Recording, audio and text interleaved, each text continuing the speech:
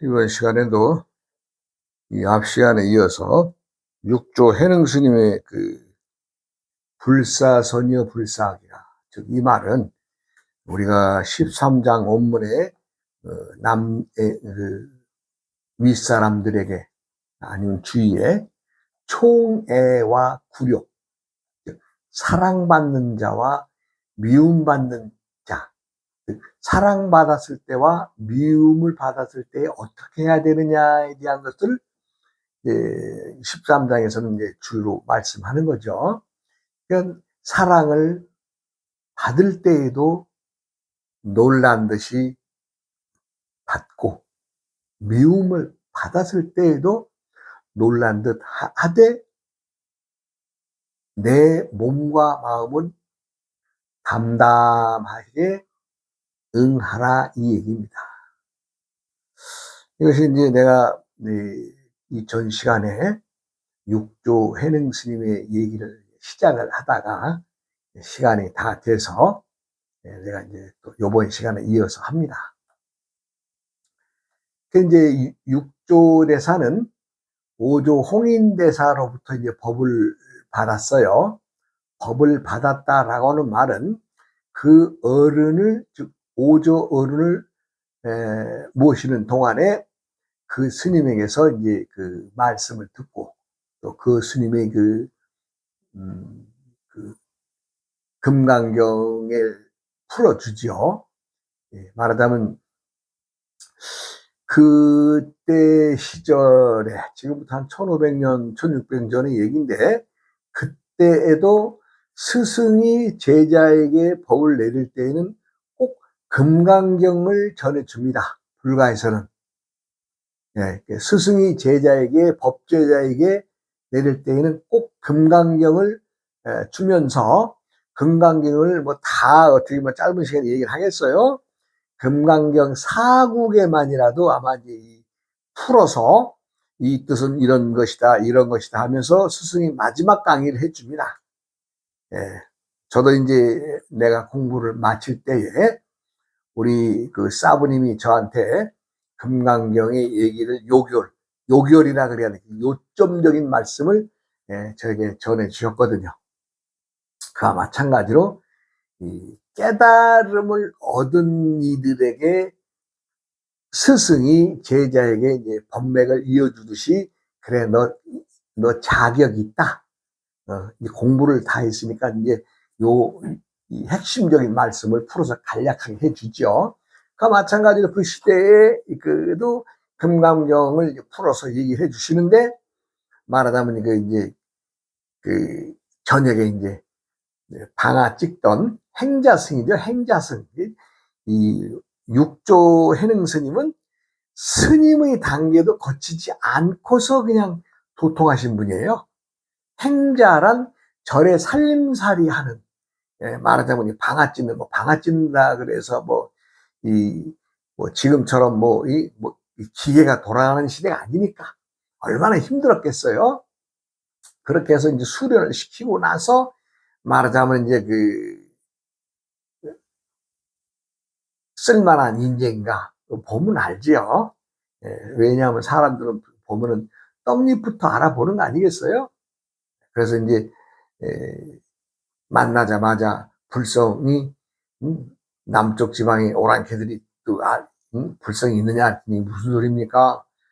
부처님의 불성은 남북과 상관없습니다. 그렇게 함으로 인해서 저놈이 좀 쓸만한 물건이구나 이제 점 찍어둔 거죠. 그래서 유심히 이제 말은 안 해도 오며 가며 관찰하셨겠죠. 그래가지고 이제 어쨌든 방앗간에 가서 이제 저녁에 내 침소로 와라 하고, 주위에 사람들이 많으니까 말은 못하고 이 가지고 가신 지팡이로 탕탕 바닥을 때린 거죠. 그렇게 해서 이제 저녁 2경이나 3경쯤에 말하자면 이제 그 해능이 오조 대사의 그 침소로 쫙 들어가죠. 그러니까 아주 불빛이 새나가지 않게끔 또 이렇게 그 안에다가 또 이렇게 이불이나 이런 걸 또 뒤집어서 그 안에서 말하자면 불빛 새나가지 않게 해서 그 강의를 이어주고, 자신의 법맥을 이제 넘겨주죠. 그리고는 여기에 있으면 네가 해를 당할 것 같으니, 왜냐하면 그 당시만 해도 어찌 보면 그 윗어른이 대사에게서 법맥을 받았다 그러면 어찌 보면 엄청난 세력이거든요. 네, 엄청난 세력입니다. 사람들이 이제 뭐 이 순수한 의미에서는 세력이 되어서는 아니 되는데, 많은 사람들은 그렇게 생각을 안 하죠. 네, 법제자가 되고 법맥을 이었다 그러면 어마어마한 세력을 갖추게 되는 그런, 그 절 자체가 어마어마한 규모의 큰 수많은 스님들이 있던 데니까, 그 중에서 딱 새로 말하자면 그 왕이 하나 태어나는 거 아니겠어요? 그러니까 엄청난 세력을 보는 무리들도 있겠죠. 그래, 이제 하여간 너 여기 있으면 위험하니 멀리 몸을 피해서 네 고향 남쪽으로 내려가거라, 이렇게 얘기를 하신 것 같아요. 말하자면 이제 내려가죠. 그래도 이제 이 도망을, 말하자면 도망가는 거죠. 도망가는 거죠. 그래서 이제 이 도망을 가는데, 아이, 절에서는 그 다음날 보니까 우리 큰 스님이, 이 가사장삼이나 이 의발이, 이거 가만 있어. 이거, 왜 저걸 착용을 안 하시지? 이렇게 되는 거죠. 벌써 이미 그 옷은 벗어서 해능 스님에게 줬기 때문에. 그러니까 절에서는 많은 그 대중들이 눈치를 챕니다. 아, 누군가가 저 스님의 그 법을 전해줬구나 하는 걸 알게 되죠. 그래가지고 이제 그 절에서는 이제 누구냐? 이제 싹 다 조사하는 거죠. 전례, 그러니까, 저 방앗간에 그 방앗짓던 그 해능이 없었습니다, 이렇게 되는 거죠, 이제. 그러니까, 야, 그 해능이를 쫓아라, 이렇게 되는 거죠. 아니, 그 당시에 그 오조 스님 밑에 그 절에 그 실제적으로 그 제자들 중에서는 걸출한 인물이 있습니다. 신수 스님이라고. 말하자면 공부도 많이 하시고, 또 집안에 집안도 말하자면 권문세가 있나 봐요. 그러다 보니까 많은 스님들에게 좀 영향력을 끼치고 좀 공부를 열심히 하시는 스님이 계셨는데, 많은 스님들이 많은 세월 동안 오조 스님을 모시고 살았기 때문에 다른 사람에게 법이 내려갈 거라고는 생각을 안 했죠. 근데 그 신수 스님에게 갈 거라고 다 생각을 했는데, 이것이 어느 날 아침에 보니까 의반도 없어지고, 말하자면 뭐 스님 쓰시던 바로 밥것이나 이런 것도 다 사용 안 하시고, 그러니까 의심을 해가지고 보니까 이제 해능의 그 법맥이 내려갔다는 걸 알게 되고는 쫓아 이제 말하자면 뒤쫓는 거죠. 해능이 멀리 못 갔을 것이다 해가지고 말 타고 이제 막 쫓아가고 있죠. 이제 그 당시에 그 소림사의 주위에 그 사방으로 길이 여러 군데 났으니 어느 길로 갔을지 모르니, 말하는 추격들을 갖다가 말하는 게 그 10군데 길 난 데마다 다 보내는 거죠. 동서남북 사방으로. 그래가지고 이 사람들이 쫓아옵니다. 그래가지고 많은 사람들이 이제 쫓아오는 가운데서 대유령이라고 하는 큰 고갯길이 있는데, 이제 거기를 이제 해능 스님이 넘어가다가 이제 대유령 고개 그 마루에서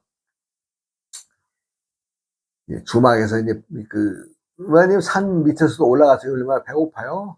거기 주막에서 이제 말하자면 밥을 한 그릇 자시면서 이렇게 훑어봤더니, 밑에서 말하자면 저 밑에서 막 말들이 막 급하게 스님들이 타고 오는 게 보이죠.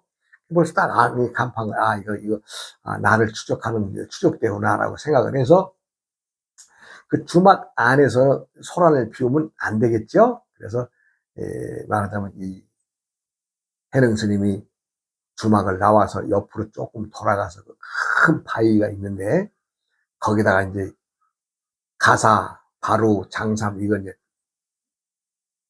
거기다 올려놓습니다. 올려놓고 몸을 숨기죠. 그런데 이제 추적대 와서 쫙 해서 물어보니까, 금방 전에 스님 한 분이 있죠. 응?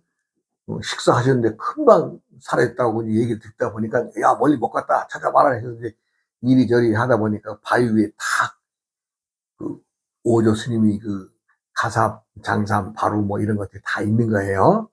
그러니까, 야, 이거, 응? 혜령이가 여기다 놓고 도망갔구나. 이렇게 생각하는 거죠. 그러고는 이제 자신들이 거기 올라가서 그 바위를, 올라가서 그 옷을 이렇게 드러내려고 하는데, 글쎄, 뭐 좀, 미화시키기 위해서 했는지는 모르나, 그 옷에 도력이 붙어가지고 바위에서 떨어지지 않았다라고 합니다. 근데 일단은 뭐 도력이라고 하니까 뭐 믿을 수밖에 없는 거죠. 천하대도의 힘은 우리가 사람들이 측량할 수가 없거든요. 도인들이 하는 행위나 이런 것들은 사람들이 머리로서는 가늠을 못한다는 거죠. 그러니까 그 말도 일리가 있는 얘기죠. 그러다 보니까 이제 그 쫓아온 스님이 누구였느냐 그러면 해명 스님이라고 하는 분인데, 이분이 이제 그 절의 스님이 되기 이전에 그 행적을 보면 말하자면 장군이 장군. 뭐, 뭐 장군이요. 장군이었어요. 그러니까 얼마나 호탕하고, 얼마나 또 기운도 좋았겠어요. 이런 사람이 이제 땡 잡았다라고 말하죠. 자신은 땡 잡은 거죠. 자신은 정말로 아주 땡 잡은 거죠. 그래서 이제 탁 바로 하고 이 가사장상을 바위에서 이렇게 드러내려고 하는데, 이게 안 떨어지는 거예요. 잘못 땡기면 옷 찢어지겠고, 안 되는 거예요. 그러니까 그 점심 때부터 오후 해질녘까지 이 사람이 그걸 붙잡고 실험을 합니다. 그러다가 어느 순간에 땅 때리죠. 야, 이놈아, 네가 지금 가지려고 하는 것은 네 물건이 아니다. 세상의 모든 것은 주인이 있는데 너는 그 옷의 그 주인이 아니다. 이런 생각이 머리를 땅 때리게 됩니다. 이 사람들은 때때마다마다의 순간순간마다의 찰나찰나지간에 알아차림이나 깨달음이 있는 거죠. 그러니까 이 해명스님이 그런 생각이 딱 듦과 동시에 이건 내 물건이 아니다 라고 해서 마음을 고쳐먹게 됩니다. 그럼 내가 이 해능스님을 만나서 이 옷을 구하는 게 아니라 나는 당신의 바로 오조의 장삼, 가사 장삼 바로 이것을 구하려고 하는 게 아니라 나는 오조 스님이 넘겨주신 그 도의 정수의 말을 나는 한번 법문을 들어야 되겠다. 이런 쪽으로 마음이 이제 바뀌는 거죠. 그러니까 이제 거기서 외칩니다. 해령 스님, 멀리 안 가신 걸로 압니다. 제발 나에게 나타나셔서 나에게 법문을 설해 주십시오 하고 그 자리에서 무릎을 꿇고 청합니다.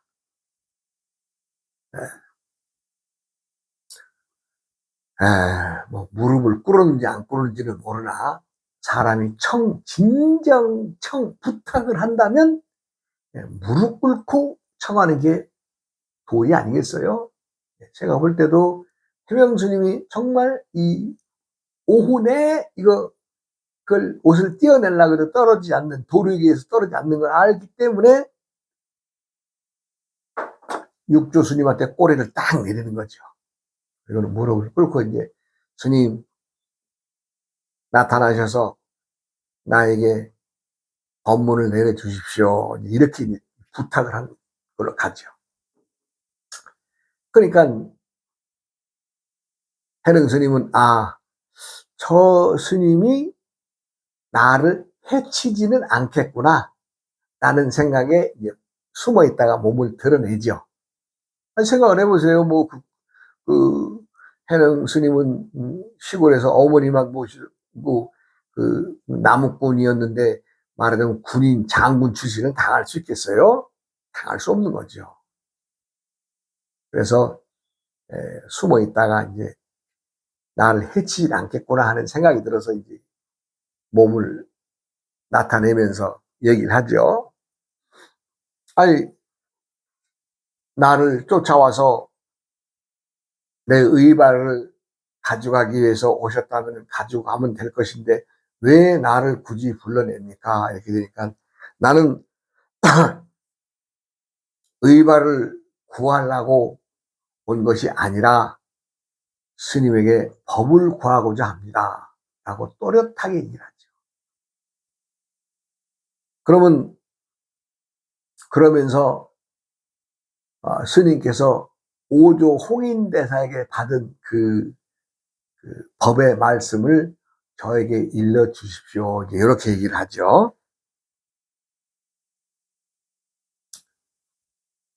그러니까 이제 오조 스님의 법을 이은 육조 해능 스님은 해명 스님 앞에 이제 한 말씀 하시죠. 불사선이여 불사악이라. 선도 아니고 악도 아닌 것을 생각할 때에 그대의 부모가 낳기 전에 본래 면목에 온 것을 돌이켜봐라. 이렇게 말씀하시죠. 이 말을 풀어서 말씀드리면 착한 것도 생각하지 말고 악한 것도 생각하지 말고 즉 그러한 생각에 물들이지 않아야 하며 그러한 때에 선도 아니고 악도 아닌 이때에 그대의 부모가 낳기 전에 본래의 면목이 온 것을 돌이켜봐라. 이게 어찌 보면 우리가 이제 부모 미생전의 한 물건이라거나 화두와 같은 말입니다, 이게. 그러니까 이 본래 면목, 즉 내가 부모로부터 몸을 받기 이전부터 한 물건이 있었다는데 그 물건이 본래의 그 면목이 무엇이냐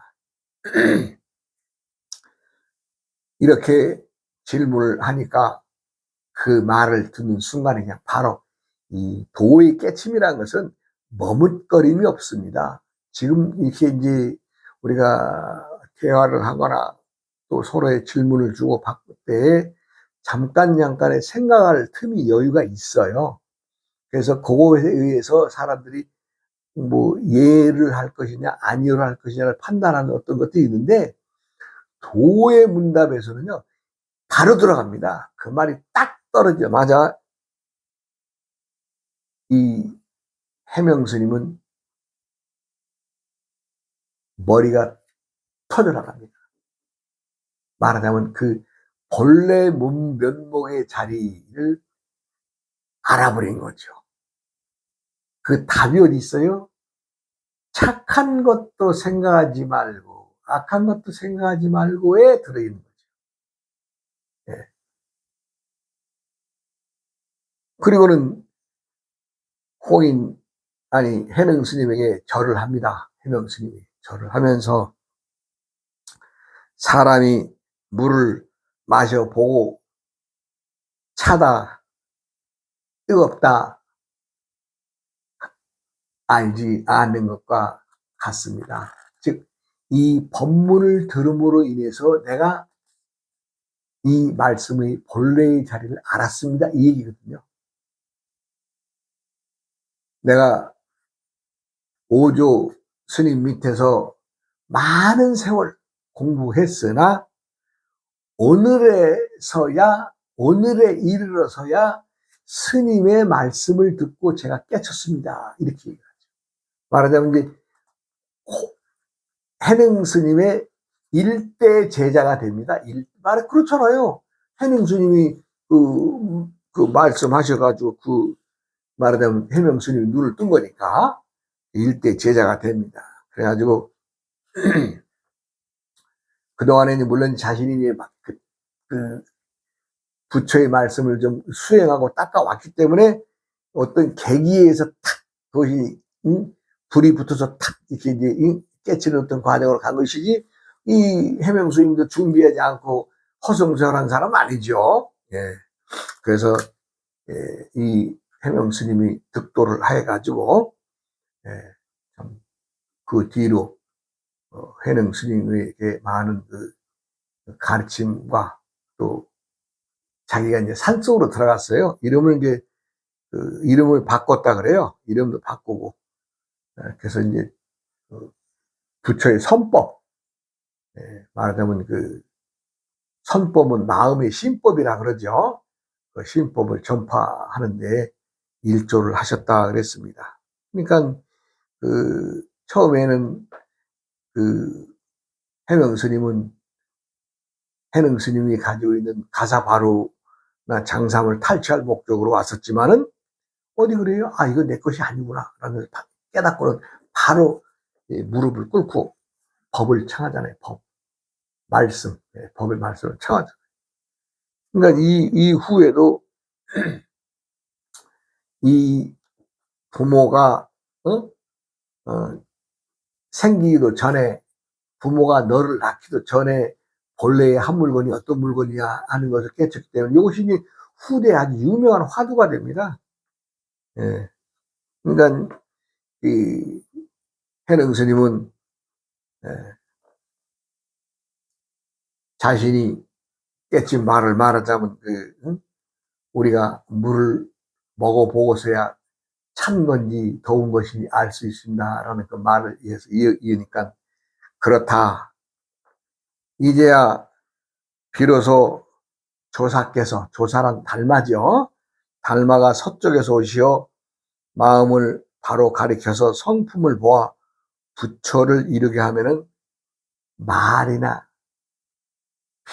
언설, 말이나 설명이 필요치 않음을 알겠다라고 이렇게 말씀하시죠. 이게 우리가 천하 대도의 깨침은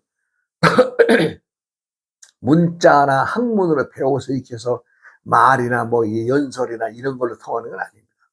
때때마다의 핵심을 찌르는 그 촌철살인의 말 한마디 한마디가 바로 들어가는 거죠. 우리가 이제 그거 보고 직지인심의 법문이라는 거, 직지 바로 들어갑니다. 뭐 머뭇거림이 없습니다. 또 묻는 자나 대답하는 자가 바로바로 들어가는 것이지 잠깐의 틈도 없습니다. 그러니까 말로는 이렇게 할 수 있으나 내가 도를 득하지 않고 내가 스승에게 도의 말씀의 법문을 들어서 깨치는 어떤 그 과정이 없고서는 안 되는 거죠. 말로는 다 할 수 있겠죠. 말로는 누구나 다. 아, 누구는 뭐 어느 선사는 이랬다더라, 뭐 옛날에 누구는 이랬다더라. 아, 얘기는 뭐 죽은 사람 불알 만지는 거지 뭔 소용 있어요. 예? 아, 누구는 이랬다더라 저랬다더라 하는 얘기는 그 옛날 뭐 1000년 전, 1500년 전, 2000년 전에 죽은 사람들 얘기 아니에요? 예? 죽은 법문 아니에요? 산 법문을 해야죠. 내가 이러이러해서 이러하다라고, 이러이러해서 이러하다라고 해야지. 과거에 이런 일이 있었다라고 한다면 그것은 죽은 법문이죠.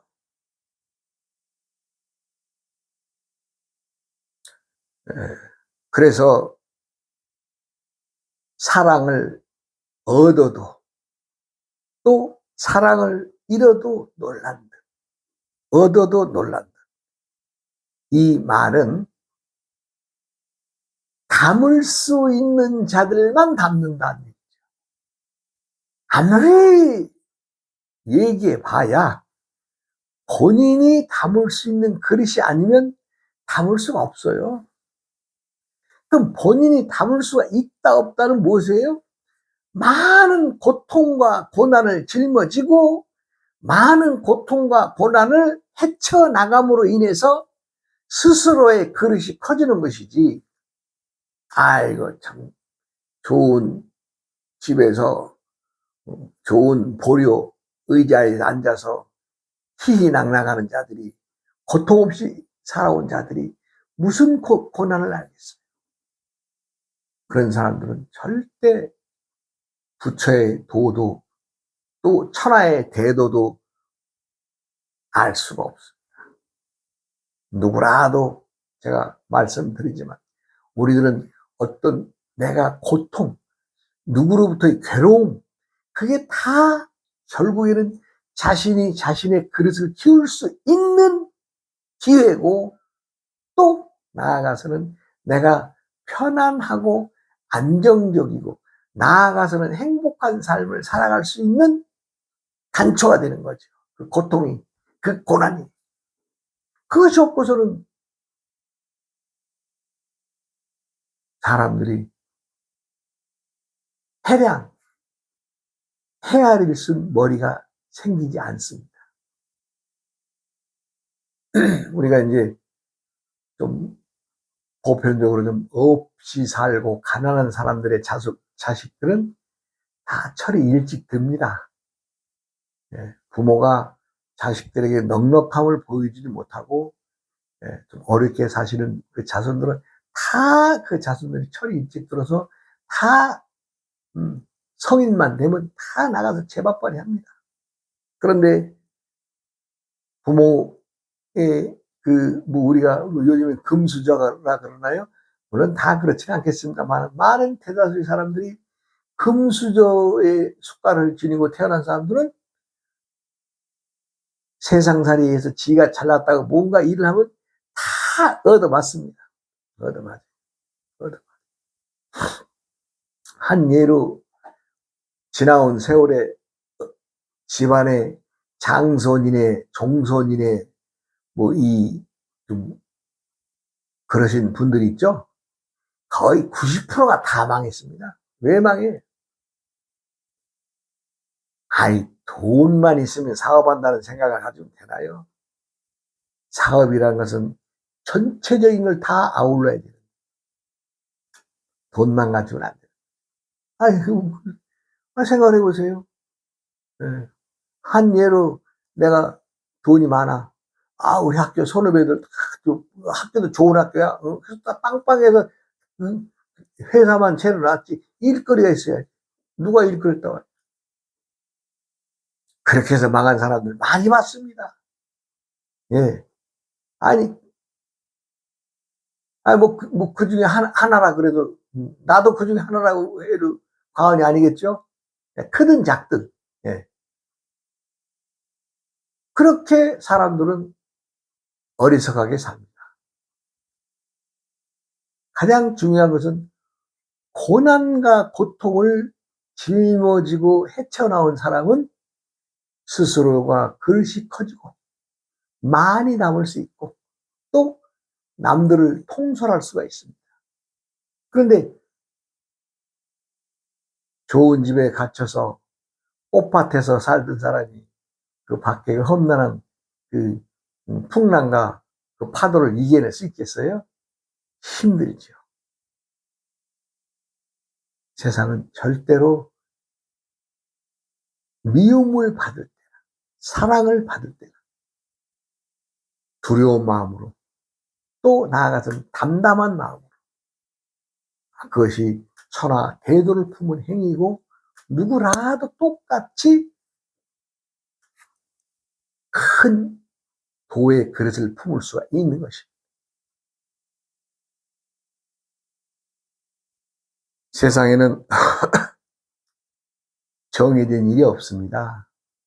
정해진 일이 없다는 것은 때때마다마다의 살아가는 인생의 굴곡 속에서 오르고 내림이 그 막바지의 길들에서 누구를 만나 어떤 인연을 만나 어떻게 전개되느냐 이거 예측 못하거든요.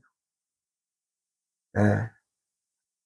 많은 사람들이 때때마다마다의 인연에 의해서 자신의 행위가 바뀌게 되거든요. 바뀌어. 그래서 사람들은 물론 작게는 평생 태어나서 작게는 직업이 둘 아니면 셋, 넷, 5개씩 가지고 태어납니다. 왜? 그것은 봄에 할 일, 여름에 할 일, 가을에 할 일, 또 시간이나 겨울에 할 일들이 사계절이 있기 때문에 그 계절마다마다에 살아가는 것이 인생을 80으로 보면 20년 봄이요, 여름은 40까지요, 뭐 가을 있고 60이요, 80이라고 정의한다면 그때마다마다에 먹고 살아가야 될 직거리, 즉 업이 다 짊어지고 온다 이 얘기입니다. 그것은 무엇에 의해서? 천간과 지지의 기운에 의해서. 예. 누구라도 똑같습니다. 단 잘 사느냐 못 사느냐 이것은 본인이 담고 있는 그릇이 어느 일에 놀래느냐, 어느 일을 좋아하느냐, 어느 일을 미워하느냐에 따라서 각각의 행태가 달라진다 이 얘기입니다. 네, 또 시간이 됐으니 다음 시간으로 이어가겠습니다. 우어이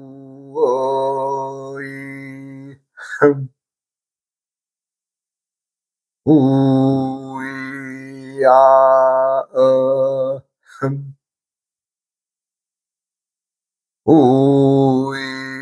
우이야